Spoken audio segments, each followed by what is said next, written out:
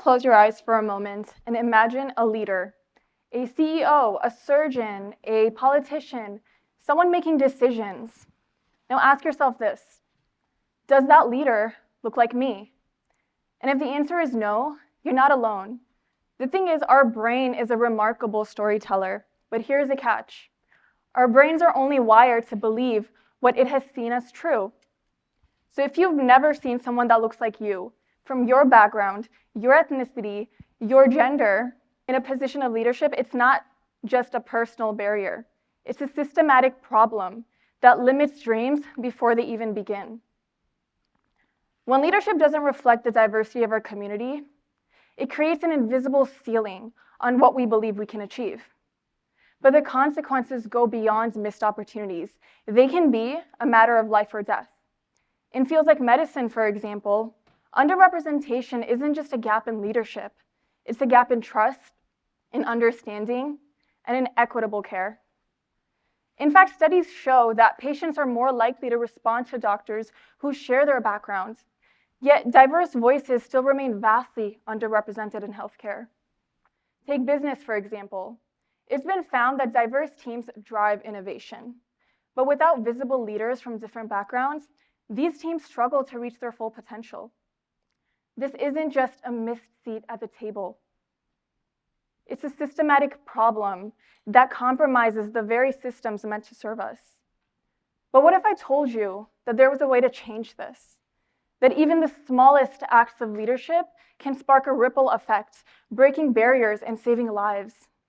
That's the power of what I call the multiplier effect. The multiplier effect is simple yet powerful. When one underrepresented voice steps into leadership, it doesn't just break barriers for that one person. It causes ripples, transforming entire communities. And I've seen it firsthand in my own journey. When I was 13 years old, I noticed a gap in my community. I saw young women, brilliant and ambitious, but held back by cultural norms, a lack of mentorship, a lack of confidence, and a belief that leadership wasn't meant for them. I decided if I wanted to see change, I had to be a part of the solution. In high school, I published my more recent book, Inspired by the Fear of Being Average, to help teens develop a growth mindset. That one act set off a chain reaction. Soon I was hosting a podcast to give kids from underprivileged communities free access to mentorship. Last year, at just 19 years old, I founded Success Seekers, a company and a community dedicated to empowering youth, especially women, to become the next generation of leaders, entrepreneurs, and public speakers. Over the years, I've seen the multiplier come to effect through girls telling me that I inspired them to dream big, through people seeing me and realizing that they don't need to compromise their faith and modesty for professional success, and through the students that I mentored that have gone on to create ripples of change that I never could have imagined.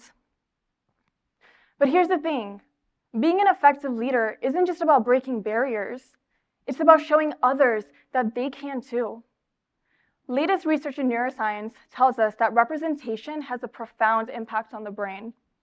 Studies on neuroplasticity show that when we repeatedly see leaders who look like us, it rewires the neural pathways and makes goals feel more accessible.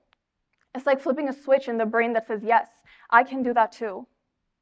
When people see role models in fields where they're the minority, it also reshapes their aspirations.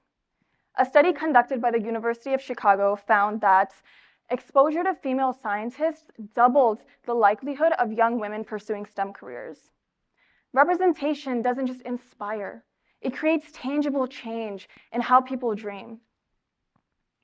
Proper representation can also lead to improved health outcomes. The CDC reports that Black women in the US are 3 to 4 times more likely to die from pregnancy complications. However, when these patients are exposed to doctors who share their racial or cultural backgrounds, maternal outcomes improve. Leadership isn't just empowering, it's life-saving. But it doesn't stop at medicine or business. This can be seen everywhere, in education, politics, technology, and every time a voice is missing from the table, we lose out on the unique ideas, perspectives, and innovations that can move us forward. So what can we do? How do we go from underrepresentation to transformation? The answer lies in something called microleadership. Microleadership is the idea that leadership doesn't have to come from a title, a stage, a position, or even your age. It comes from small intentional acts that anyone can take to inspire others to believe in themselves and their potential. So how do we bring microleadership to life? How do we turn this idea into tangible action? Let me tell you a few ways that we can all take the first step to creating a culture that transforms this issue into opportunity. Number one, invest in confidence, not just skills. As a Muslim American girl from a South Asian background, I've seen firsthand how minority groups often face more than just a lack of resources. They face a confidence gap. We've been told culturally, directly, or indirectly that leadership isn't for us and that we don't belong in those spaces. This realization solidified when I came across a shocking statistic. In the first 8 years of life, the confidence level in girls and boys starts off the exact same. But between the ages of 8 to 11, this confidence level drops by 30% in girls compared to only 3% in boys. And by the ages of 17 to 21, only 35% of girls believe that they can be just as successful as men. It's a loss of potential that I couldn't ignore. It's about more than just teaching skills. It's about creating opportunities to build confidence and embrace ambitions unapologetically. Mentorship programs, workshops, and access to diverse role models are powerful tools to help people realize their potential and step into leadership roles. By investing in confidence, we can all take the first step to becoming a microleader and inspiring real transformative change. Number two, create opportunities for others to lead.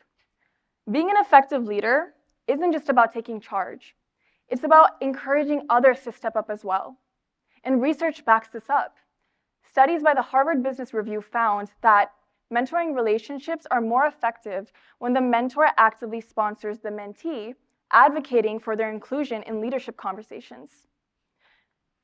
When people are trusted with a responsibility, they're more likely to develop the confidence and contribute on their own. So look for ways to delegate meaningful tasks. Invite others in on your decision-making, or advocate for someone to take the lead on a project, especially if they're less likely to volunteer themselves. Microleadership isn't just about what you do. It's about helping others discover what they can do. And finally, empower youth to see themselves as leaders. Leadership starts young, but a lot of the times, young people, especially from minority communities, aren't taught to see themselves as leaders. We need to change that narrative. Start by investing in leadership programs that teach entrepreneurial thinking, problem solving, and financial literacy. Youth who practice these skills early develop into confident and capable leaders. And I am where I am today because I learned these skills early, and through my company, I'm helping others do the same. The earlier we empower youth to lead, the more their actions inspire others in the community to step up. But let's not stop there. Let's imagine what happens when this effect reaches scale. What if every single leader in this room inspired just one other person? And what if that person did the same? This isn't just a dream. This is how real systematic change happens. So when I think back to my younger self, unsure, ambitious, but completely unaware of where my actions would lead, I realized one thing. Leadership doesn't have to be perfect and polished. It just has to start. So start. Write that book, mentor that person, step into the spotlight, especially if it's uncomfortable. Because when you do, you're not just leading, you're multiplying. So I'll leave you with this. What kind of legacy will you leave? What kind of wave will you inspire? We need more leaders, doctors, CEOs, decision makers that look like us, because representation isn't just empowering, it's life-saving. So let's step up together and multiply the change that we want to see in the world. Thank you.